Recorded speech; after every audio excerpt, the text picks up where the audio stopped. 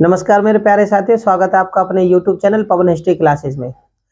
साथियों, आज हम पढ़ेंगे चोल वंश के शासकों के बारे में कि भाई शासकों ने अपने शासन के दौरान ऐसे कौन कौन से महत्वपूर्ण कार्य किए थे जिनसे कि पेपरों में क्वेश्चन बनते हैं।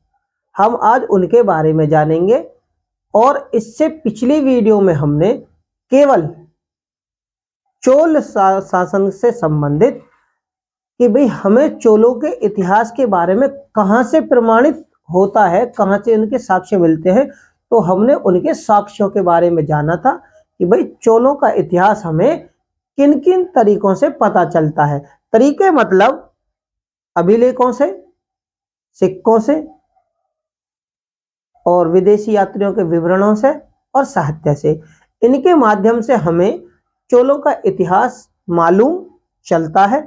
तो हमने पिछली वीडियो के माध्यम से उन्हीं के आधार पर यह जानने की कोशिश की थी कि चोलों के बारे में हमें क्या क्या चीजें महत्वपूर्ण हमें इतिहास में मिलती हैं। तो मेरे प्यारे साथियों, अब जो हम जानेंगे वो जानेंगे चोल वंश से संबंधित शासक और उन शासकों से संबंधित यानी उनके शासन से संबंधित महत्वपूर्ण उनके कार्य, इनके शासकों के, कि भाई शासकों ने ऐसे कौन कौन से महत्वपूर्ण कार्य किए थे कि जिनसे कि पेपरों में क्वेश्चन बनते हैं और पूछे जाते हैं। तो मेरे प्यारे साथियों, देरी ना करते हुए शुरू करते हैं। चोल वंश, इसे आप टॉपिक 2 भी कह सकते हैं, ठीक है। सबसे पहले चोल वंश के अगर हम शासकों में बात करें तो शासक थे विजाल्य।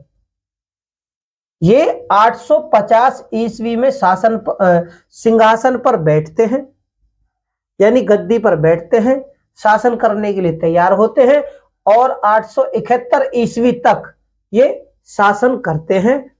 अब हम इनके बारे में जानते हैं कि जो विजय आल्य जी थे, ये क्या कार्य करते थे चोल राजा बनने से पहले। हमें इनके बारे में भी थोड़ा मालूम होना चाहिए। तो ये जो थे, ये पल्लवों के, किसके? पल्लवों के सामंत थे। विजयालय जी ने जब चोल वंश शुरू किया था तो इससे पहले ये पल्लवों के सामंत थे। इसलिए चोल वंश के संस्थापक की अगर हम बात करें तो वो विजयालय थे, चोल वंश के संस्थापक। इनने क्या है, यानी विजयालय जी ने इसने क्या करा था,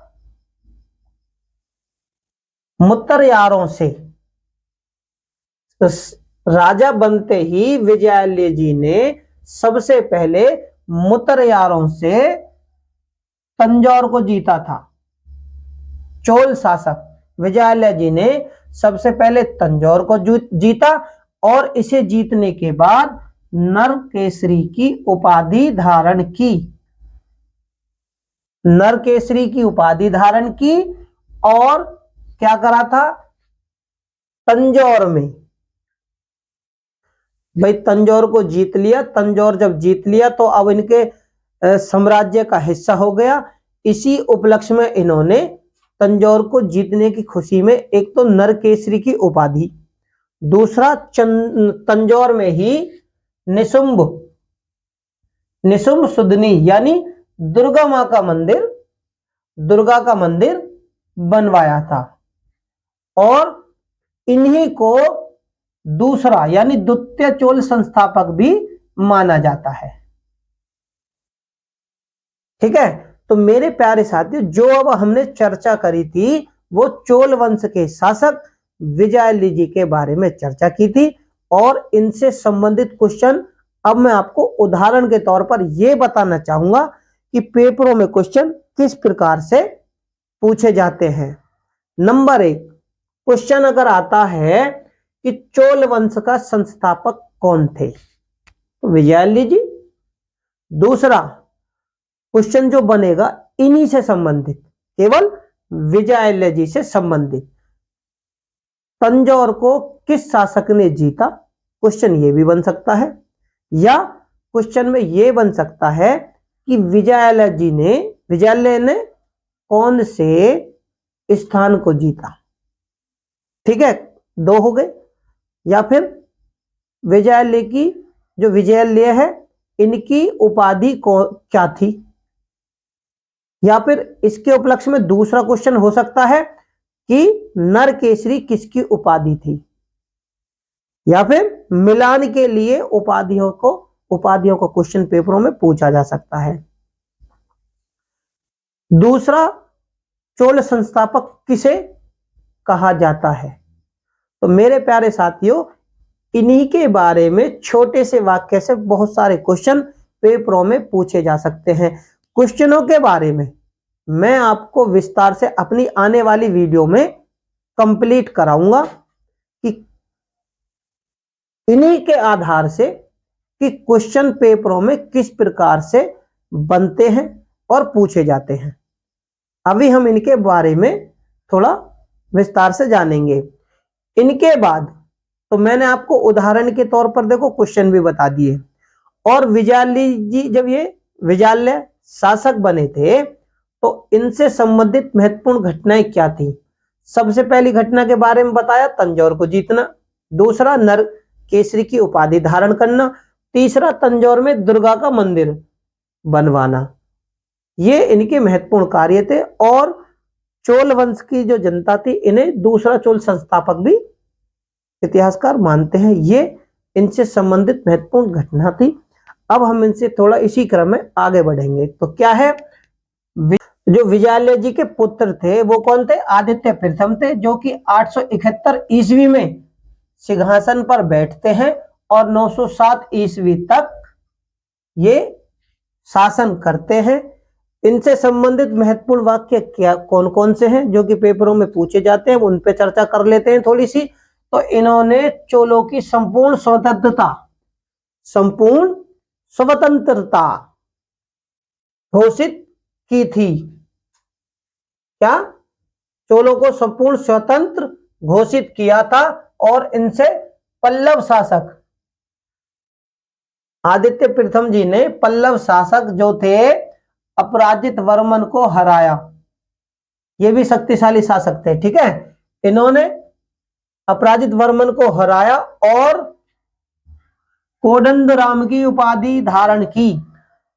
कोदंड राम की उपाधि धारण की थी इन्होंने, आदित्य प्रथम जी ने। लेकिन चोल अधिपत्य की वास्तव में जो स्थापना की थी, जहां से वास्तविक संस्थापक अगर किसी को माना जाता है तो प्रांतक प्रथम इनको माना जाता है।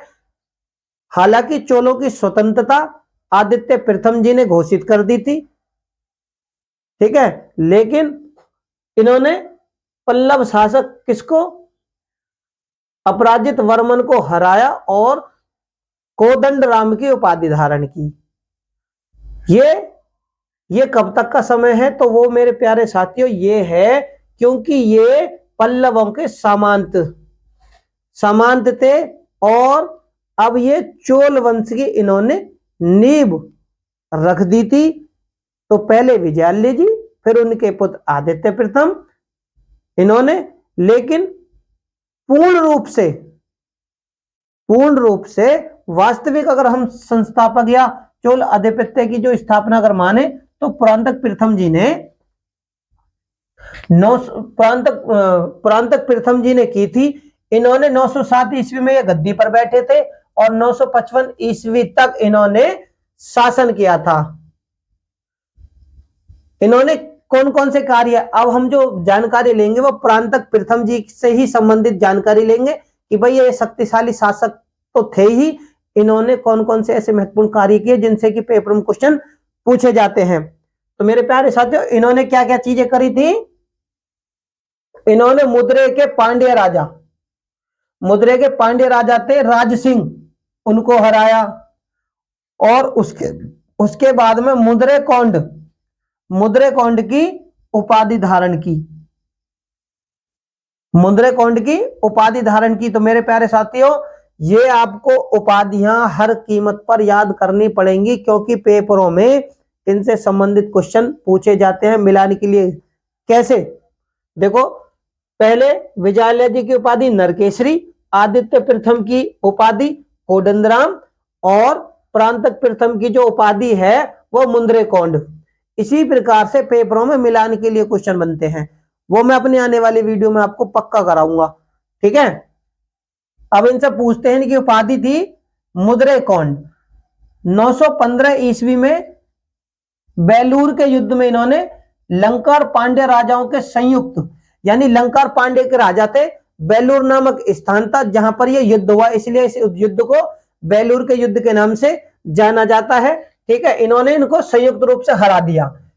ये लंका और पांड्य के राजा एक साथ होकर इनसे लड़े थे 915 ईस्वी में बेलूर के युद्ध में, लेकिन परांतक ने उन्हें हरा दिया। और 949 ईस्वी में राष्ट्रकूट शासक थे कृष्ण तृतीय।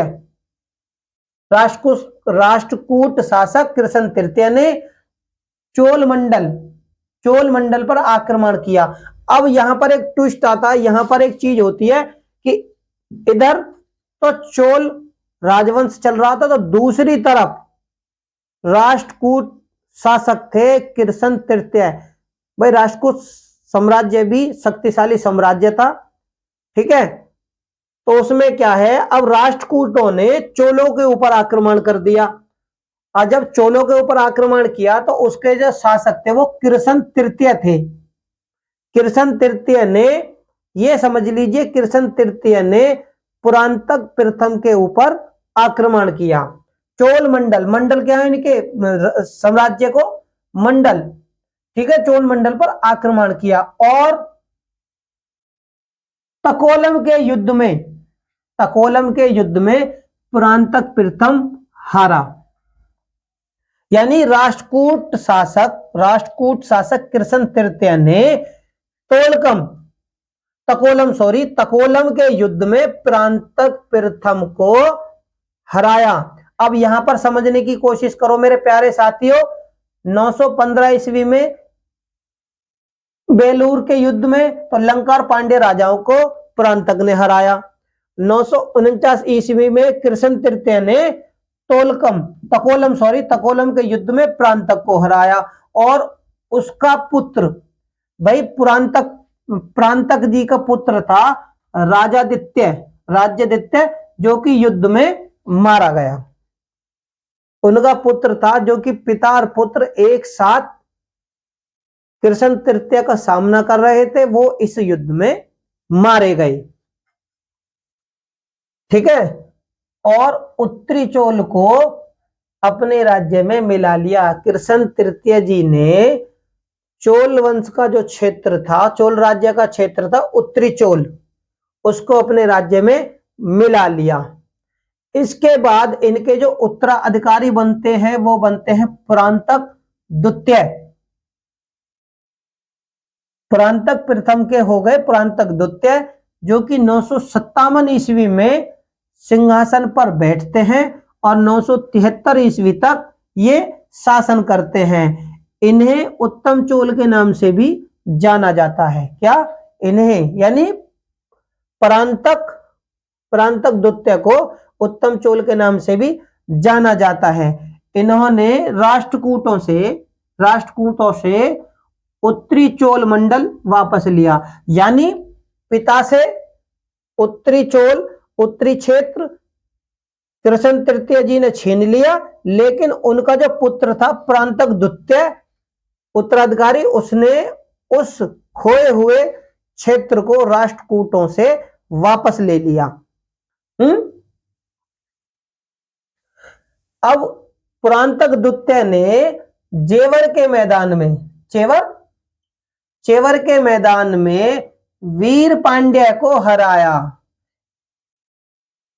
अब हम जो जानकारी जुटा रहे हैं वो परांतक द्वितीय जी से संबंधित है।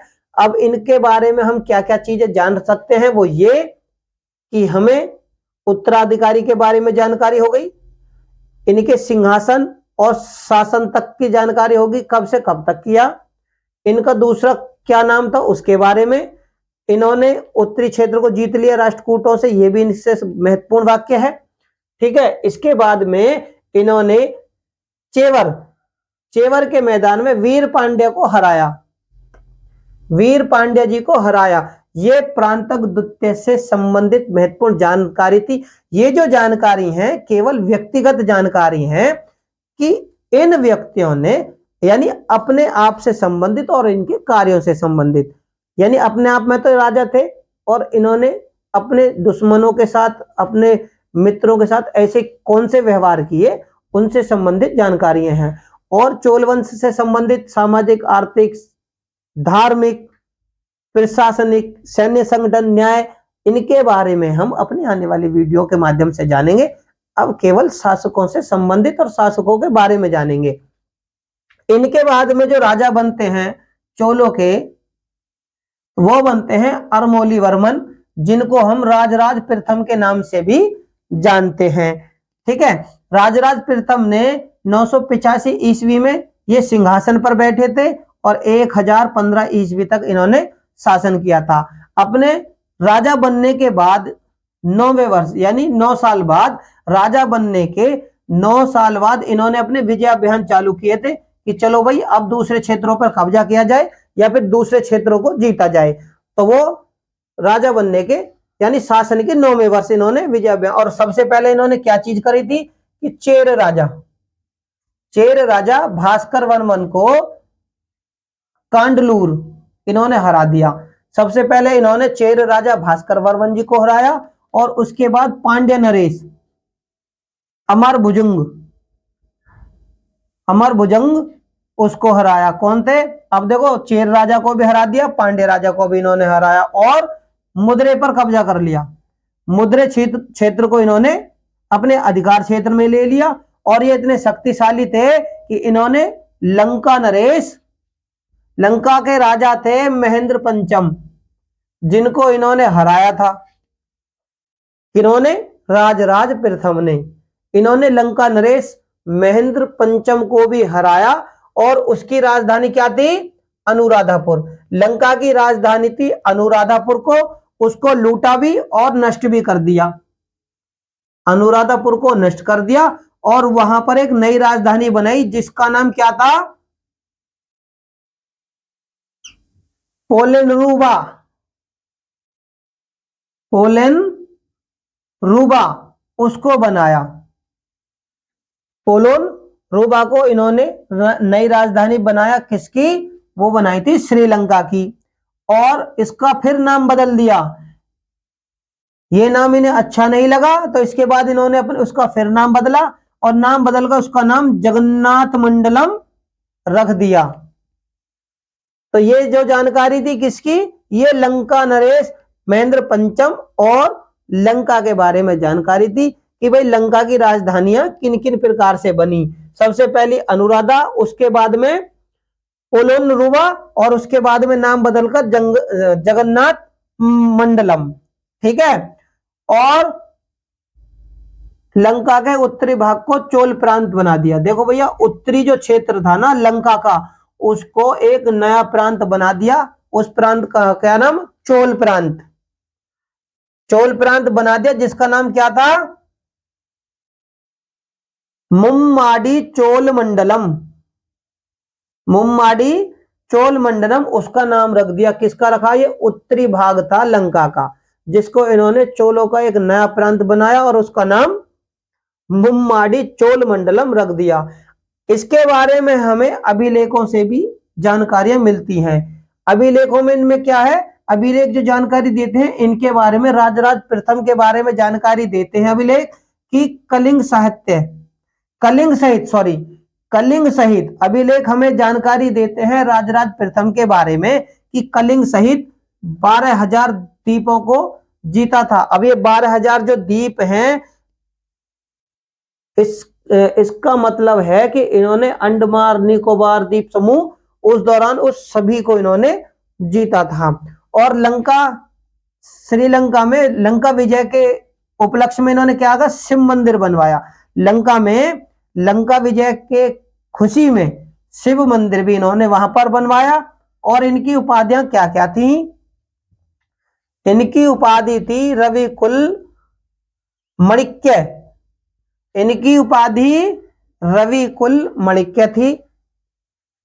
और मुम्माडी चोलदेव, सबसे ज्यादा उपाधियां थी इनकी, मुम्माडी चोलदेव, चोल मारतंड, जयगोंद और जगन्नाथ, शिवपाद, शेखर, ये इनकी उपाधियां थी।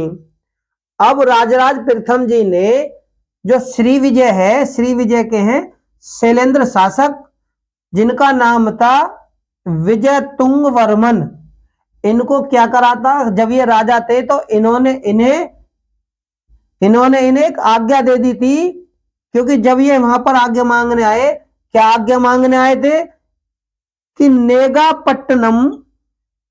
नेगापट्टनम में जो ये हैं शैलेंद्र शासक विजयतुंग वर्मन, इन्होंने चूड़ामणि बौद्ध विहार बनाने की राजराज प्रथम से आज्ञा मांगी थी और इन्होंने वो आज्ञा दे भी दी थी। इनसे चोल अभिलेखों को ऐतिहासिक परिस्थिति के साथ निर्मित करने की प्रथा भी शुरू की। किसने की थी? राजराज प्रथम ने। सबसे पहले पत्थरों पर यानी अभिलेखों में चोल अभिलेखों को ऐतिहासिक पत्थर यानी प्रस्ती के साथ निर्मित करने की प्रथा राजराज प्रथम ने की थी। इनके बाद शासक बनते हैं राजेंद्र प्रथम। ये जो जानकारी थी ये राजराज प्रथम से संबंधित महत्वपूर्ण जानकारी थी व्यक्तिगत, कि इन्होंने अपने शासक बनने के बाद में कौन कौन से ऐसे घटनाएं हैं जो इनके शासन के समय घटी थी, चाहे वो युद्ध लड़ने से संबंधित हो या फिर किसी निर्माण के लिए आज्ञा से संबंधित हो या और इनकी उपाधियों से संबंधित जानकारियां थी। इनके बाद जो राजा बनते हैं वो राजेंद्र प्रथम बनते हैं, जो कि 1015 ईस्वी में सिंहासन पर बैठते हैं और 1044 ईस्वी तक ये शासन करते हैं। इनकी अगर हम उपलब्धियों के बारे में जाने तो इनकी जो उपलब्धियां हैं वो हमें तिरुवलंगाडु तामपत्र, करंदे अभिलेख, तिरुमुराई अभिलेखों से हमें इनकी उपलब्धियों के बारे में जानकारियां मिलती हैं। किनकी? राजेंद्र प्रथम जी की। ठीक है। इन्हें राजा बनने के 5वें वर्ष जब ये सिंहासन पर बैठे तो राजा बनने के 5वें वर्ष इन्होंने संपूर्ण लंका को जीत लिया, यानी अब लंका पर भी राजेंद्र प्रथम का संपूर्ण अधिकार था। उस समय लंका के शासक कौन थे? तो महेंद्र पंचम थे। कौन थे? लंका के शासक थे महेंद्र पंचम, जिनको इन्होंने बंदी बनाकर चोल राज्य यानी कि भारत में जो चोल राज्य था लंका से बंदी बनाकर चोल राज्य में भेज दिया। और किनकी? महेंद्र पंचम की 12 वर्ष बाद भारत में ही इनकी मृत्यु हो जाती है।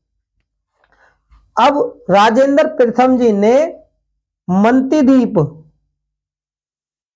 द्वीप पर भी अधिकार किया था।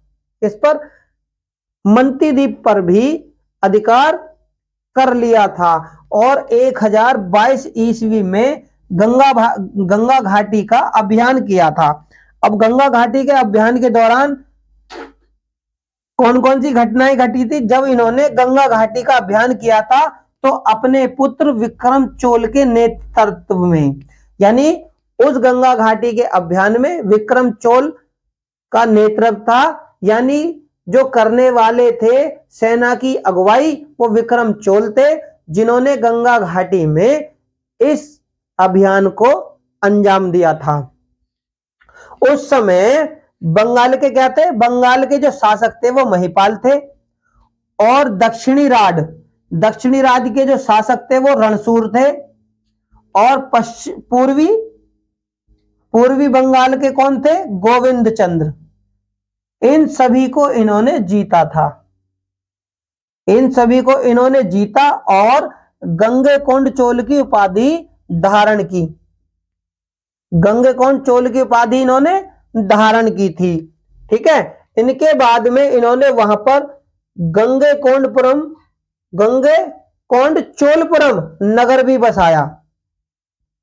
ये संबंधित जानकारी राजेंद्र प्रथम से ही है कि उन्होंने गंगेकोंडचोलपुरम नगर बसाया और गंगमचोल तालाब, उसी के निकट में गंगमचोल तालाब यानी शहर के निकट में जो नगर बसाया था उसी के निकट में एक तालाब बनाया जिसका नाम गंगमचोल तालाब था। और बंगाल से ले जाकर गंगाजल इसमें डाला था तालाब में।